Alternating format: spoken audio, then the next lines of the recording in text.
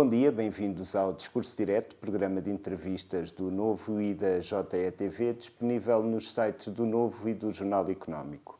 O nosso convidado desta semana tem sido um dos destaques desta legislatura, apesar de não ter nenhum outro colega de bancada consigo.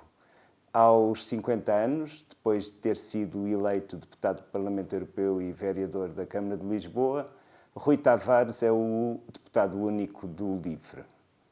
Bom dia, Rui Tavares, muito obrigado por aceitar o nosso convite. Obrigado pelo convite. No último fim de semana apareceu uma sondagem em que aparece como o segundo líder partidário com melhor avaliação dos eleitores, sendo que o que tinha melhor avaliação, João Coutinho Figueiredo, entretanto deixou de ser líder da Iniciativa Liberal. Dando de barato que, enquanto co-porta-voz do LIVRE, não é formalmente líder do LIVRE, este indicador diz-lhe alguma coisa? Bem, em primeiro lugar, queria dar os parabéns ao João Coutinho de Figueiredo, porque me parece que ele deu um contributo à democracia portuguesa, que é relevante, mesmo com as diferenças políticas e ideológicas que temos, e que se viu também nessa avaliação, nessa percepção que as pessoas têm do trabalho dele.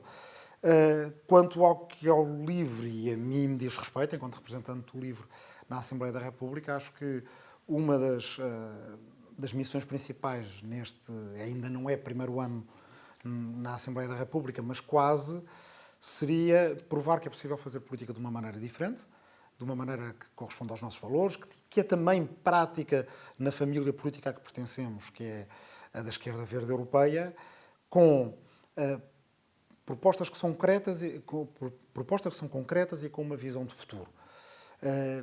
E que compensa fazê-lo sem andar à procura da polémica do momento, de aparecer primeiro do que os outros, de dizer uma coisa exagerada só para ter a certeza que aparece um título do jornal, que as pessoas valorizam o facto de as tratarmos como adultas, como inteligentes e lhes darmos o tempo que precisarem para chegarem às nossas posições, com os quais concordarão ou não, mas em geral respeitam sempre. E isso é uma coisa positiva e que é para continuar. Seria preferível ter mais opiniões positivas, correndo o risco de ter mais opções negativas, ou essa é justamente a consequência de ser moderado? Eu não me vejo a mim como um moderado. Vejo-me como uma pessoa ponderada, uma pessoa que tenta pensar antes de falar, uma pessoa que procura informar-se o mais possível, tendo em conta que um deputado único tem sempre que ser eclético e, portanto, não fala só de temas que conhece muito bem e, portanto, isso é algo que é preciso dar de barato. Acho que o facto de se procurar falar sem ser por cima da vozearia é um contraponto bom a uma tendência que temos hoje em dia para a polarização, que não é completamente simétrica, devo deixar isso claro. Neste momento, a polarização num dos lados digamos, do espectro partidário à direita está a levar para a extremização de uma parte da direita. E, portanto, a polarização não é completamente igual de um lado e do outro neste momento, não estou a dizer em abstrato, mas que é uma tendência que eu acho que acaba por empobrecer o debate público, obrigando sempre as pessoas mais do que a ter opinião sobre tudo, a ter opiniões que são elas próprias conflituantes e a procurar o conflito pelo conflito. Quando há muita gente que valoriza, e eu acho que no fundo todos valorizam e não têm isso em oferta sempre, uma política que simplesmente converse com as pessoas. Que assuma os pontos de vista distintos, que assuma que um ponto de vista, sei lá, sobre a privatização da TAP pode ser tão legítimo como o meu sobre a manutenção da TAP como empresa nacional. Eu não preciso dizer isto aos berros, não preciso dizer isto chamando nomes a ninguém. E a maior parte das pessoas, acreditem ou não, ainda é assim que gostam de ser tratadas. Um ano depois de ter conseguido eleger-se para o Parlamento, esta mesma sondagem dá ao LIVRE 3,4%. O desgaste do PS está a ser uma coisa boa para o LIVRE? Acho que não está a ser uma coisa boa para ninguém ver um governo que ganha uma maioria absoluta e que está nesta situação apenas e por sua própria culpa. Não é culpa da oposição, não é culpa da situação internacional, não é culpa da imprensa, é culpa do governo, das suas insuficiências, de falta de coordenação, eventualmente até de uma certa liderança política. Isso não é bom. O LIVRE está a fazer esse caminho independentemente da situação dos outros partidos, porque repare numa coisa. há pouco mais de um ano, o LIVRE não aparecia sequer nas sondagens e era dado por morto. Conseguimos, numa campanha eleitoral que foi muito curta e numa situação de crise política no país, começar a dar a perceber às pessoas que havia outra maneira de fazer política por aquilo que mais importa. O tempo de trabalho, o futuro do país, as pessoas poderem se qualificar, termos uma economia do conhecimento que gere valor acrescentado e mais altos salários e por aí afora. Isso fez o seu caminho. Portanto, quando nós tivemos 1,19 depois a 30 de janeiro, foi a partir de uma base, nem dá bem para quantificar quanto é que multiplicámos, porque de uma base é que nem aparecíamos. E agora triplicámos, se levarmos, portanto, tomarmos por boa essa última sondagem. O que mais nenhum partido fez. Agora, repare numa coisa. Nós aumentámos com o PS a crescer, e até a ter uma maioria absoluta. Fomos o único partido à esquerda do PS que aumentou a votação. E os outros não só diminuíram, como diminuíram muito, para metade, e perderam 3/4 dos grupos parlamentares que tinham. E agora continuamos a aumentar, independentemente daquilo que está a acontecer ao PS, que é diminuir nas sondagens. Aquilo que eu acho, como opinião pessoal, é que há um eleitorado em Portugal para votar numa opção de esquerda verde europeia mais ou menos igual ao que existe nos outros países da Europa Ocidental. Isso significa, como base, que nós podemos almejar, querer ser um partido médio, com, digamos, à volta dos 5%, num prazo razoável. Não me perguntem qual é, porque não vou nem cair nesse erro, nem fazer previsões acerca de qual é que é o prazo a que podemos chegar lá. Mas acredito certamente que Portugal não é diferente dos países seus congéneres e, em geral, essa é uma votação base para esse tipo de partidos. E depois é possível ir mais longe. Portanto, os 3,4 são uma boa parte do caminho cumprido em menos de um ano de trabalho parlamentar e esperemos que as sondagens vão sempre subir e descer, se calhar na próxima vai haver uma correção e vamos estar aqui a falar de uma sondagem mais baixa, mas na média a tendência é claramente para o LIVRE começar a aparecer sempre acima dos 2% e muitas vezes acima dos 3% e acho que há mais caminho para fazer. Isso para não perguntar sobre a meta, mas eu ia justamente perguntar-lhe sobre se já pensou numa meta para as próximas legislativas, aconteçam elas em 2026. Essa meta dos 3,4 parece-lhe realista para as próximas eleições? É certamente realista e uma meta do LIVRE tem de passar a ter um grupo parlamentar, não é? Mas isso até é relativamente modesto, porque mesmo no ano passado nós poderíamos ter tido um grupo parlamentar e houve sondagens que o deram, se a certa altura não tivesse havido um deslocamento de voto útil para o PS, que lhe deu a maioria absoluta, ao qual nós resistimos ainda bastante, mas mesmo assim nos terá penalizado. Portanto, acho que o objetivo para as próximas legislativas terá que ser ter um grupo parlamentar e tentar ser um partido médio, ser considerado um partido médio, não mais um partido pequeno e, portanto, com isso conseguir ter o mesmo destaque para as nossas ideias que outros partidos têm nesta legislatura e acho que as ideias merecem, mas como é evidente, esse destaque muitas vezes só vem naturalmente quando já provámos em votos que o eleitorado dá esse peso, essa dimensão, essa importância ao partido. O Rui Tavares sempre foi um defensor dos entendimentos à esquerda, mesmo antes de ter nascido a geringonça. Seria desejável, olhando agora para a realidade política, uma reedição da geringonça que passasse agora a incluir o LIVRE? Sim, uma edição revista e ampliada. Eu às vezes chamo-lhe uma eco-geringonça para enfatizar que ela deveria ter uma dimensão verde muito forte. Não é por acaso que batalhámos contra a maioria absoluta nas eleições daqui a um ano e inclusive, os últimos meses têm-nos estado a dar razão. Eu lembro de ter dito diretamente a António Costa que uma maioria absoluta era um retrocesso para o país. Talvez não imaginasse que uma maioria absoluta seria, no fundo, o governo mais instável de António Costa. Mas, olhando bem, em retrospectiva, faz todo o sentido. Porque uma maioria absoluta desloca todo o lado da tensão externa, que é positiva, porque se vê os partidos a negociar, a chegarem a acordo, a exigirem mais, a puxarem as políticas para aquilo que consideram ser os interesses das pessoas que representam, e, portanto, viu-se isso durante a geringonça, e uma maioria absoluta desloca tudo para a tensão interna aos partidos, que, por definição, não é a do interesse comum, é dos putativos líderes, é das rivalidades internas e por aí afora. Ainda por cima, com o acréscimo de que, ao contrário do que talvez o PS possa ter sonhado, não é possível governar em maioria absoluta, nem como governou Sócrates no início do século, nem muito menos como governou Cavaco Silva nos anos 80 e 90. Não só há televisões privadas, como há redes sociais, como há uma agenda mediática que tem um ciclo muito curto e, portanto, das duas uma, ou os governos conseguem antecipar e marcar a agenda com algumas ideias fortes, e eu tenho alguma ideia do que é que essas ideias poderiam ser ou deveriam ser, ou então, quer dizer, são rapidamente afogados para a atualidade. Portanto, maioria absoluta, dissemos que seria mau para o país, por vistos também é mau para o próprio governo e para o próprio partido que o sustenta. Uma geringonça, como nós tivemos entre 2015 e 2019, também não era propriamente suficiente. Foi, apesar de tudo, o melhor governo de António Costa e foi aquele que mais satisfez as pessoas.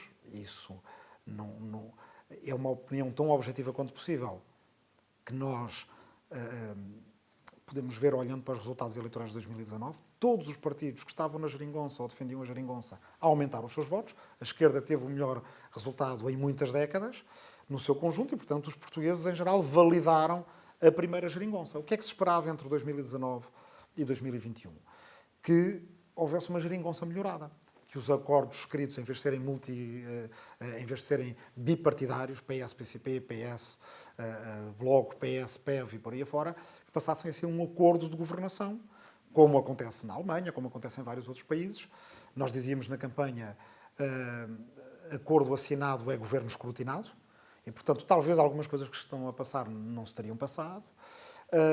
Haveria uma exigência muito maior, porque o governo sentir-se-ia mais devedor de justificações até perante os seus parceiros de maioria parlamentar e provavelmente não... Aquilo que aconteceu entre 2015 e 2019, que foi uma vontade do PS de apresentar contas certas, contrabalançada por uma vontade do PCP e do Bloco de garantir resultados no plano social, deu uma devolução de rendimentos ao mesmo tempo que não se erraram as metas do déficit. E as pessoas valorizaram isso. Agora, com o governo de maioria absoluta do PS, estamos numa situação de hiperinflação e o governo escolheu um orçamento muito enviesado só para a consolidação orçamental.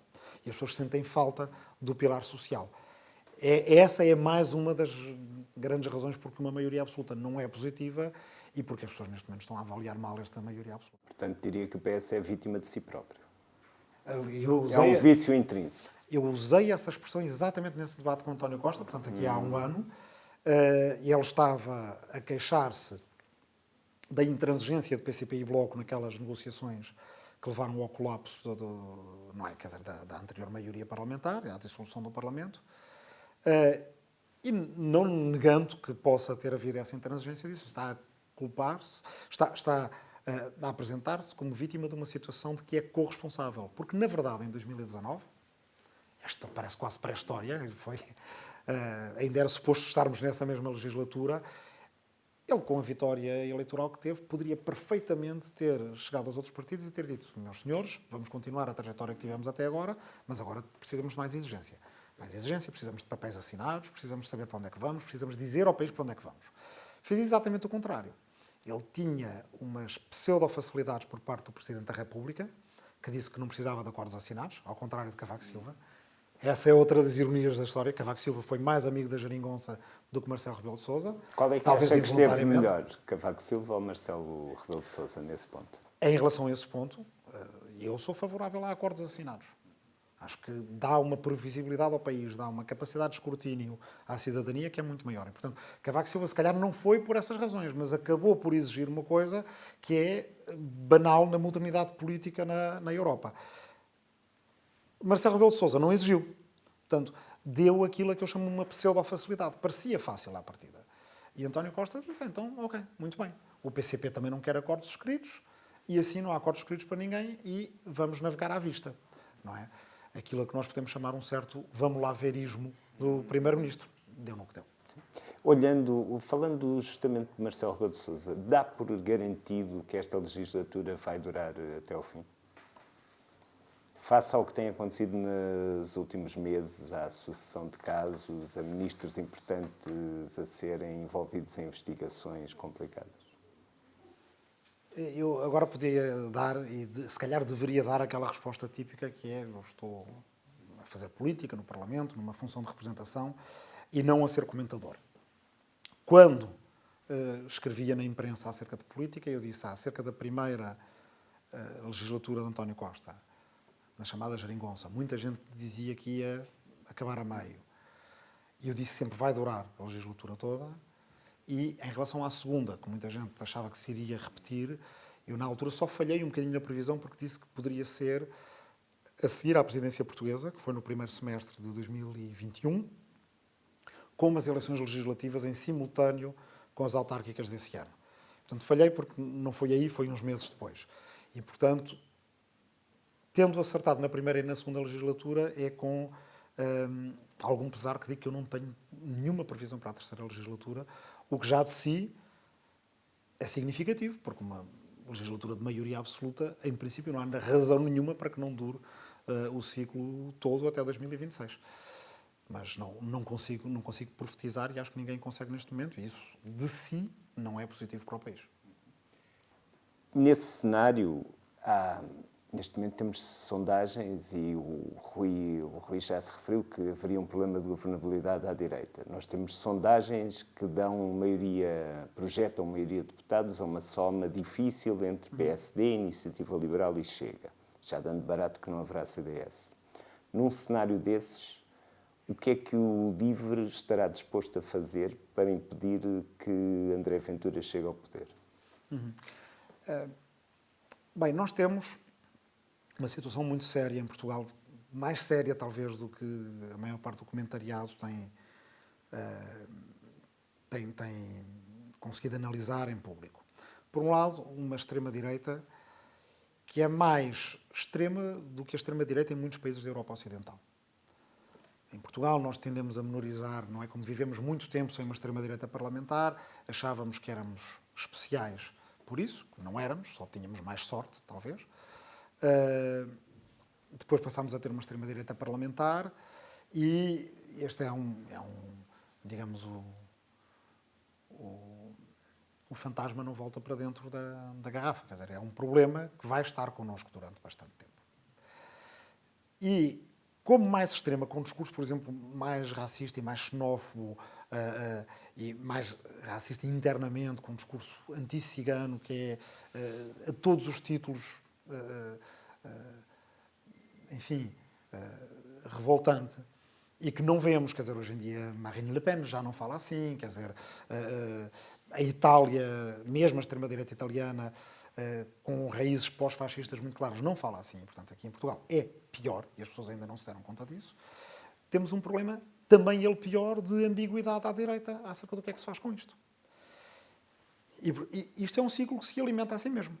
Portanto, quanto mais ambiguidade por parte, nomeadamente do PSD, mais espaço a extrema-direita tem para crescer, porque o eleitorado de direita não vê que aquele voto é inútil. Pelo contrário, acha que é uma maneira de puxar o PSD ainda mais para a direita.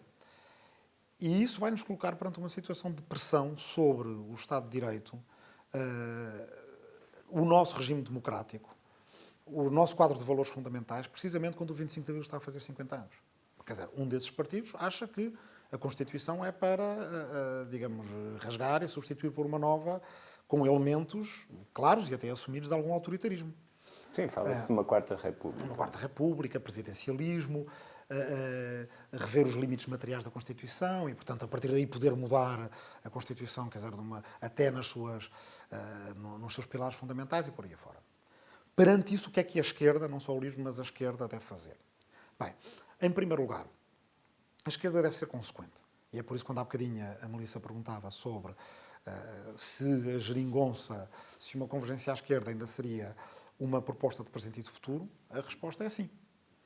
É sim, a esquerda não deve esperar para daqui a uns anos estar numa situação pior ainda do que no tempo da Troika e da austeridade, porque aí vai ser uma situação que vai ferir o coração do próprio regime democrático e depois vamos todos chorar para a aula magna em comícios conjuntos em que finalmente seremos convergentes e solidários com um representante de cada partido.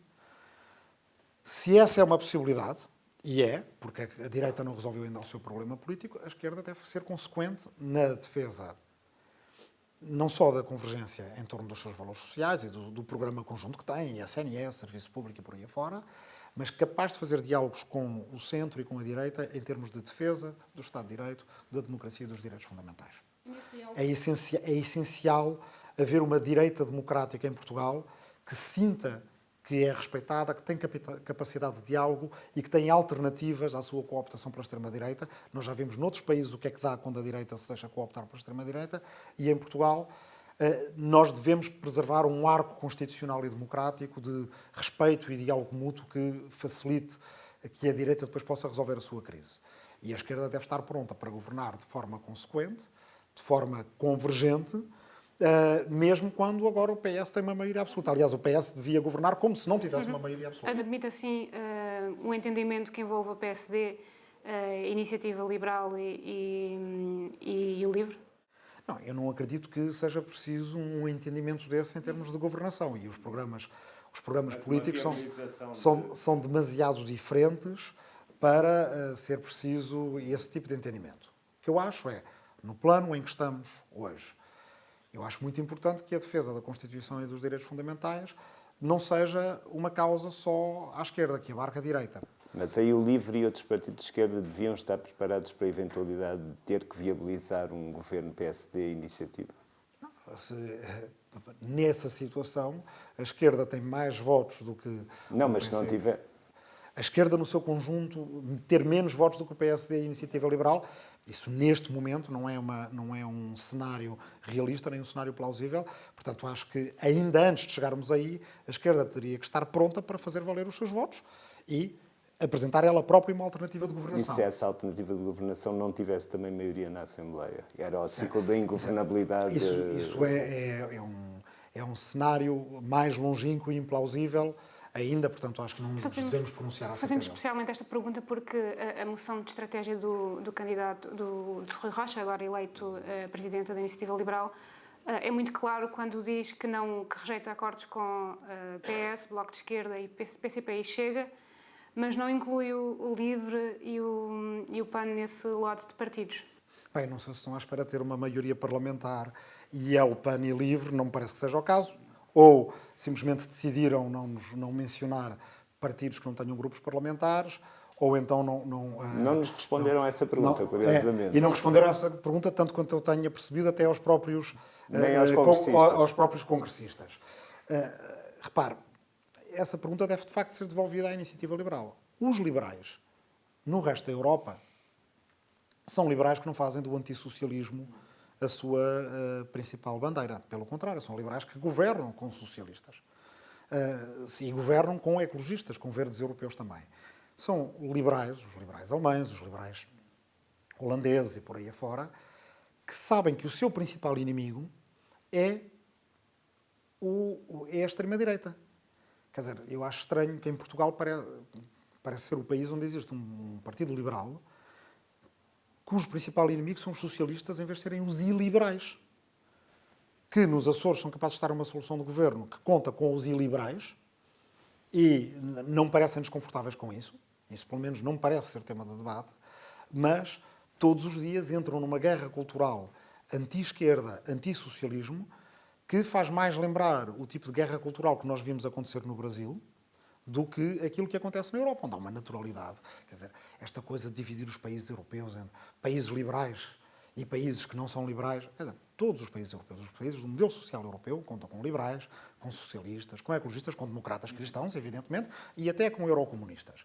A Iniciativa Liberal parece que ainda não quis assumir perante o seu próprio eleitorado, perante a opinião que ela fomenta, alguns dos seus membros, também têm que ter essa naturalidade.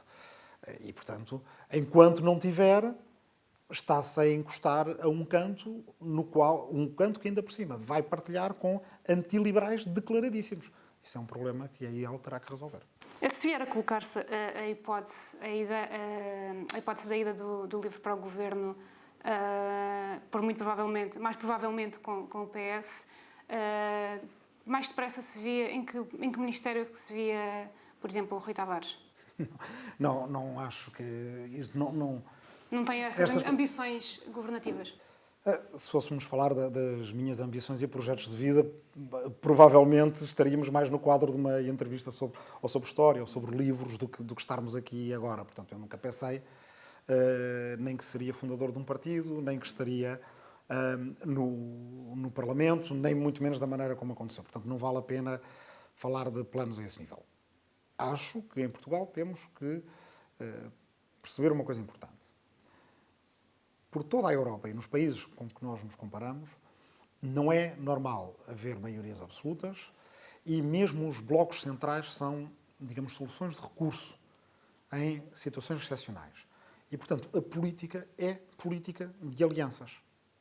Portanto, a política normal, madura, adulta, quer dizer, nos países da União Europeia. Em Portugal, há um bocadinho este tabu, e então à esquerda muito vincado, porque à direita não era tão vincado, à volta de entendimentos entre partidos e entendimentos governativos entre partidos. Acho que é um passo para a modernidade política em Portugal que esse tabu um dia seja quebrado. E, portanto, não se vê porque é que não há de haver um governo de esquerda, que seja plural, e que tenha ministros e ministras de vários partidos, como existe em qualquer país da Europa, e como também existem governos desses ao centro, e como também existem governos desses à direita.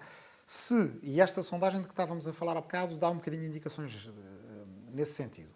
Se Portugal, que tem um sistema proporcional, que não sendo igual, por exemplo, ao dos Países Baixos, tem algumas semelhanças, caminhar para uma situação em que tem 8, 9, 10 partidos no Parlamento, e em que para fazer uma maioria é preciso 2, 3, 4 partidos para fazer um governo, qual é que é a solução correta? É os políticos terem a maturidade suficiente para dizerem o povo deu-nos esta maioria, temos que a fazer funcionar, ou é abrirmos uma crise política porque os partidos não têm uma tradição de diálogo? Eu acho que a primeira é, digamos, a via da maturidade e a via do desenvolvimento para o país. Na segunda, só teremos problemas. Via-se mais depressa num governo liderado por Pedro Nuno Santos ou por Fernando Medina, com quem concorreu nas eleições autárquicas? Mais depressa, até porque isso é mais imediato, a credibilizar o livro pelas suas propostas, que as pessoas reconheçam no livro um partido que apresenta propostas concretas, ao mesmo tempo que tem uma visão de futuro que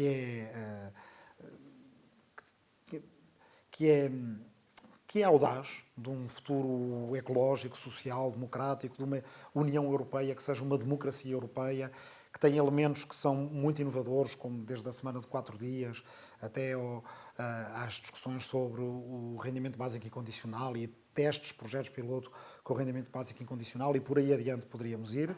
Isso, neste momento, é aquilo em que devemos estar focados. Como eu disse na última pergunta, no futuro Portugal terá que se confrontar com governos de coligação. Pessoalmente, não tenho que me colocar nesta ou naquela posição, tenho que me colocar ao serviço de que haja uma representação de esquerda verde europeia em Portugal, que é uma coisa que durante décadas outros países tiveram e nós não tivemos, que essa proposta seja reconhecida, seja respeitada e tenha cada vez mais votos. Ao longo dos últimos meses, o Rui tem recorrido muito nos debates parlamentares à palavra moral. Não, talvez não tantas quanto o André Ventura recorre à vergonha, mas tem falado muito em moral. Reduzido muitas vezes por críticos a uma muleta do PS, diria que o LIVRE pode ser uma bússola moral dos socialistas? Não, o LIVRE não se posiciona nem define em relação a nenhum outro partido à esquerda. O LIVRE quer ser o representante de uma família política em Portugal. A família política é essa, que está à esquerda do PS, senta-se na Assembleia da República à esquerda do PS, tem as suas próprias ideias. Até devo dizer que me parece que uma das causas do sectarismo e de algum, digamos, atavismo ou atraso na esquerda portuguesa em relação à convergência, à capacidade de governar pragmaticamente em conjunto, de fazer aquilo que à direita já foi natural também à esquerda, reside nessa obsessão que tem muita gente de se definir através do PS. Quem é que é mais anti-PS? Quem é que é mais pró-PS? quem é que dentro do PS gosta mais do Pedro Nuno Santos ou gosta mais do Fernando Medina? O PS é o PS. É o seu próprio partido. Se eu quisesse ser do PS, era do PS. Não quero ser do PS porque é nesta família política que estou e é neste partido político que quero dar uma alternativa. O PS trata das suas questões de liderança, o PS posiciona-se como entender que se deve posicionar, nós fazemos o mesmo e o Bloco e o PCP devem fazer o mesmo. E depois, cada partido fala com os outros partidos. Mas deixe-me dar um caso concreto. No caso do Luís Dias, que acho que é insuspeito de ser um eleitor livre, mas sabe Deus, pode ser, ninguém sabe.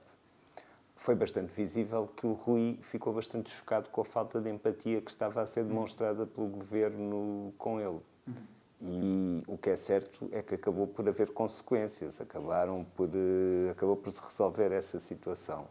Aí não sente que a sua intervenção significou algo para o PS?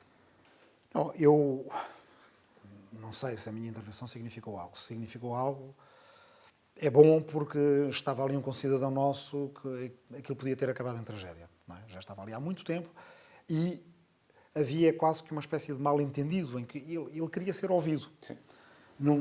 Não queria necessariamente que lhe dessem razão. Aliás, o Rui não lhe deu razão em nenhum momento. Não dei nem deixei de dar porque não sei o suficiente. Aliás, provavelmente nenhum de nós sabe o suficiente acerca de tudo para dar razão. E não é esse o papel de um deputado. Um deputado não é um juiz, não tem que dar razão. O Primeiro-Ministro teve muito uma atitude de o senhor não tem razão e, portanto, eu não preciso falar com ele. E a minha reação na altura foi muito espontânea e, portanto, essa que o Leonardo está a descrever, de facto, é de algum choque. Porque certamente não é isso que uma pessoa de esquerda considera que um líder de esquerda fará. Acho que acho que independentemente de ser de esquerda ou de direita, são questões de sensibilidade e temperamento que muitas vezes são individual. Não sei se... E já agora fazer um parênteses para dizer quem ajudou a desbloquear essa situação foi Miguel Alves. Sim. Foi o Secretário de Estado Miguel Alves. E também é importante reconhecer isso. Lá está, quer dizer, alguém que deveria ter dado mais explicações ao Primeiro-Ministro ou que deveria ter dado mais explicações ao país e acerca disso pronunciei-me até com a dureza necessária quando foi preciso pronunciar, mas também não nos podemos esquecer de que ali ajudou a resolver um problema e se calhar a salvar uma pessoa. Isso é importante dizê-lo. Não sei se essa questão não é tanto a consciência moral, não acho que haja partidos que sejam por si só a consciência moral de outros. Isso é muito pouco.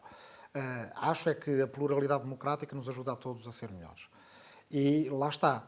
Por isso eu não defendia a maioria absoluta para o país e acho que uma maioria plural que consiga ser estável é sempre uma maneira de corrigir os erros que cada partido por si só comete.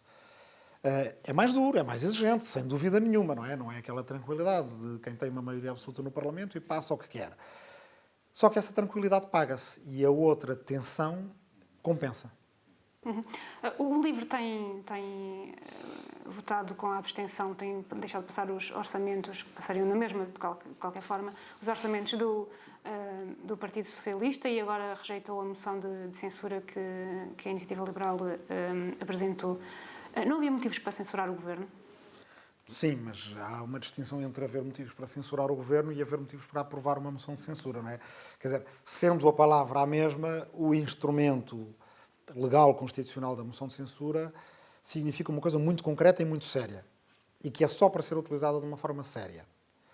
Significa que achamos que o Governo deve cair e ser substituído por outro, ou que deve cair e irmos para eleições, havendo nessas eleições uma alternativa clara. E, portanto, eu não quero com isto dizer que uma moção de censura seja completamente impossível quando já está chumbada à partida. Porque era isso que a Iniciativa Liberal dizia. Então, se é assim, ninguém pode apresentar moções de censura. Não. Deve-se apresentar uma moção de censura quando ou se tem uma alternativa de governo a propor. A Iniciativa Liberal, por exemplo, podia achar que com a Iniciativa Liberal no governo com o PS, um governo seria melhor. E aí seria perfeitamente legítimo apresentar, porque essa seria uma maioria possível. Ou então dizendo, ok, nós vamos para eleições, mas então tem que ter a mínima honestidade política e intelectual de dizer às pessoas, nós vamos para eleições para propor como governo alternativo o governo com X, Y e Z. É com o Chega? É sem o Chega? Quer dizer, se a Iniciativa Liberal ia discutir isto no passado fim de semana, e mesmo assim não é claro que tenha resolvido o assunto, como é que pode querer levar o país para umas eleições sem ela própria ter discutido acerca de qual é que é a alternativa do governo a propor? E, portanto, como moção de censura, aliás, foi um bocadinho admitido que foi no quadro da competição com os outros partidos de direita que tinham pedido debates de urgência e eles quiseram apresentar qualquer coisa mais. Eu não acho que essa, como ficou claro pelas primeiras respostas, que essa seja a melhor maneira de fazer política. Discutimos isso internamente no LIVRE e, independentemente de haver muitas razões para censurar o governo, no sentido normal desse verbo, havia razões também muito fortes para rejeitar uma moção de censura que não era séria. Em relação aos orçamentos, os orçamentos estão aprovados pelo PS. O LIVRE negocia orçamentos. Não acha que isso seja uma palavra que deva envergonhar quem quer que seja. Que a política faz-se também de negociar e de chegar a compromissos. Os compromissos a que chegamos são a criação do programa 3C, não é? Casa, Conforto e Clima, em 2022, e em 2023 o financiamento dele com 140 milhões de euros. 20% do Repower EU. É o alargamento do subsídio de desemprego às vítimas de violência doméstica. É a criação do Passo Ferroviário Nacional, e na altura isso com uma negociação bastante profunda com o, na altura, ministro Pedro Nuno Santos, que tinha dito aqui no hemiciclo que seria muito difícil de fazer, e depois tivemos a partir pedra para que o Ministério agora de João Galamba o possa fazer no primeiro semestre deste ano e nós vamos pressionar para que o faça, porque o compromisso está lá, é do Governo, não é do Ministro X ou do Ministro Y. E, portanto, aquilo que nós perguntamos é, ficaria o país melhor sem o subsídio de desemprego ser alargado às vítimas de violência doméstica? Ficaria o país melhor se não tivéssemos a experimentar, neste momento, o projeto piloto para a semana de 4 dias, que é uma coisa muito importante para um dos principais problemas que o país tem, que é não termos os ganhos de produtividade que deveríamos ter? Todas estas coisas são coisas que também ajudam a mostrar o LIVRE como um partido de propostas concretas e soluções concretas. E, portanto, nesse quadro, há compromisso, há exigência e fazemos valer o nosso voto tanto quanto possível e, pelos vistos, conseguindo. Muitas pessoas dirão, não é suficiente. Então a resposta é da próxima vez, em vez de um deputado do LIVRE, elejam 2 ou 3 ou 4 ou 5 ou mais, quantos mais elegerem, mais disto nós conseguiremos. Esta aposta nas propostas muito concretas para segmentos muito abrangentes da população é um contraste direto com a atuação da deputada eleita na anterior legislatura? É uma... Que desviou, bem, mais já como deputada não inscrita, mas também com o LIVRE, que conotou o LIVRE muito com causas identitárias. Não acho que as coisas tenham que ser contrastadas umas com as outras. Há um debate na esquerda, em particular, que eu devo dizer que me entedia um bocadinho entre quem acha que a esquerda ainda deve estar concentrada nas velhas questões de classe e quem acha que a esquerda deve estar focada nas questões de identidade. Bem, quer dizer, identidade todos nós temos e as pessoas, quando não se sentem respeitadas na sua identidade, evidentemente sentem que os seus direitos estão a ser violados ou diminuídos. E, portanto, a defesa da igual dignidade para toda a gente leva-nos a ter que prestar atenção a questões que estão muito para lá só das questões meramente sociais ou económicas. E se a esquerda é dos direitos humanos e se a esquerda é da igualdade e da liberdade, deve também defender essas causas. E, portanto, não é a resposta à pergunta, é que não é uma questão de contraste com nenhuma outra proposta do LIVRE, nem com aquilo que a Joacine fez enquanto foi deputada do LIVRE. Agora, trata-se do reconhecimento de que as pessoas não se interessam pela política só pela política. 5% da população, se calhar, pensa 95% do tempo em política. Acorda, toma um pequeno almoço, vai ler o jornal e pensa sobre política o tempo todo. E, portanto, para essas pessoas, a política é suficiente para justificar o próprio interesse pela política. Mas, para 95% das pessoas, Se calhar a política é 5% da vida delas. E isso deve ser respeitado e deve ser entendido como tão legítimo por parte dos políticos quanto o contrário. Os sindicalistas que criaram os sindicatos, que entraram nos sindicatos no final do século XIX e no princípio do século XX, não o fizeram por adorarem reuniões longas ou discutir moções ou o sindicato pelo sindicato. Fizeram-no porque queriam ter 8 horas de trabalho. Não queriam ter mais do que 8 horas de trabalho, queriam ter tempo para trabalhar, mas tempo para estudar, para estar com a família e tempo para dormir. Isso é aquilo que eu chamo um objeto de desejo político. As mulheres que criaram o movimento feminista não criaram o movimento por causa do movimento, criaram o movimento por causa das mulheres. Queriam conquistar o direito a votar. E aquilo que os políticos esquecem muitas vezes é que acham que as pessoas estão no partido pelo partido, no movimento pelo movimento e na política pela política. Não, as pessoas estão porque ainda hoje em dia há objetos de desejo político que representam para o século XXI aquilo que as 8 horas de trabalho, ou os votos para as mulheres, ou a segurança social representavam no passado. Portanto, é a obrigação de um partido como o LIVRE procurar esses objetos de desejo político para 2021. O que é isso? É que as pessoas possam ter acesso ao subsídio de desemprego de formas mais flexíveis do que tinham no passado, é que as pessoas possam trabalhar menos e ter tempo para se qualificarem, é que as pessoas possam almejar um novo Pacto Verde que não só faz investimentos públicos na descarbonização, mas faz criando novos tipos de empregos, não é? Portanto, combate a crise ecológica e a crise social ao mesmo tempo. Depois são coisas concretas, palpáveis. Nós temos muito pouco, por exemplo, é construir uma democracia europeia, não só uma União Europeia que seja um conjunto de 27 países, mas almejar qualquer coisa de grande, que os jovens também possam dizer que é a causa da sua geração, que é a próxima missão a conquistar. Houve um tempo em que a política era acerca dessas coisas. Em que a política era sobre conquistar, quer dizer, chegar à Lua, erradicar a pobreza, construir a segurança social, construir o Serviço Nacional de Saúde, etc. E hoje em dia a política parece que está muito resumida entre quem quer desmantelar estas coisas e a esquerda põe-se numa posição muito defensiva, que é preciso defender, defender, defender, travar, travar, travar. Ora, se a esquerda só quiser travar, a esquerda não conquista o futuro. E, portanto, estas coisas concretas são exemplos de uma prática política. Uma prática... Ou, em suma, um programa progressista não é uma folha de Excel. Não é virmos com as respostas todas prontas para dizer onde é que nós alocamos exatamente cada uma das coisas. É uma visão de um futuro mais ecológico, mais igual, mais livre, mais democrático e alguns exemplos de como é que pode ser esse futuro. Estas nossas propostas são alguns exemplos de como é que pode ser esse futuro. Mas também não há de ser, não é uma folha de Excel, mas também não é um megafone. Tem que haver, tem que as coisas têm que estar bem estruturadas e bem preparadas. Sim.